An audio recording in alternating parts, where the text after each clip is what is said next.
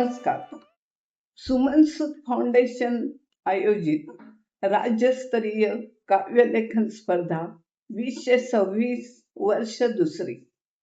माझं नाव सौ सुजाता पटवर्धन, सांगली. शिक्षण BA इंग्लिश, वय 78 वर्षे. कवितेचं शीर्षक आहे प्रयत्नांती परमेश्वर. जगज्योती विश्वरत्न महात्मा बसवेश्वर यांच्या जयंतीनिमित्त सुमन सूद फाउंडेशन आयोजित राज्यस्तरीय काव्यलेखन स्पर्धा 2026. कवितेचं शीर्षक आहे प्रयत्नांती परमेश्वर. अपयशातून यशाची फुले कळी, अपयश यशाची पहिली पायरी. अपयशातून यशाची फुले कळी, अपयश यशाची पहिली पायरी. ही म्हण बालपणीच पडे कामी, मानव यावर विसंबून साधे प्रगती. परिचित उदाहरण बळीराजाचे, जो पचवतो खूप संकटे. परिचित उदाहरण बळीराजाचे, जो पचवतो खूप संकटे.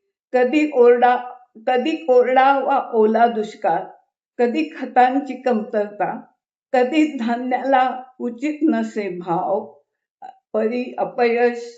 परी अपयश नाही करत त्यास निराश. पुन्हा मनी उभारी धरून विजयास आणतो खेचून. आता दुसरं कडवं. पुन्हा पुन्हा अथक प्रयास करणे, नाराज न होता आशेचे बोट घट्ट पकडणे. नाराज न होता आशेचे बोट घट्ट पकडणे.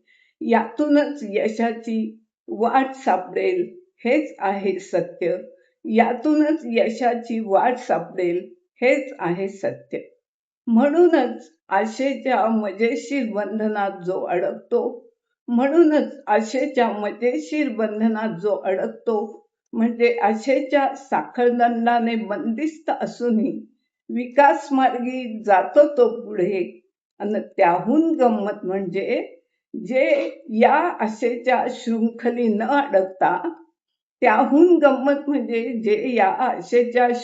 न अडकता ते मुक्त मोकळे असूनही ठरतील अपंग अधू. अपयशातून यशाची फुले कळी, अपयश यशाची पहिली पायरी. ही म्हण बालपणीच पडे कानी, मानव यावर विसंबून साधे प्रगती. नमस्कार.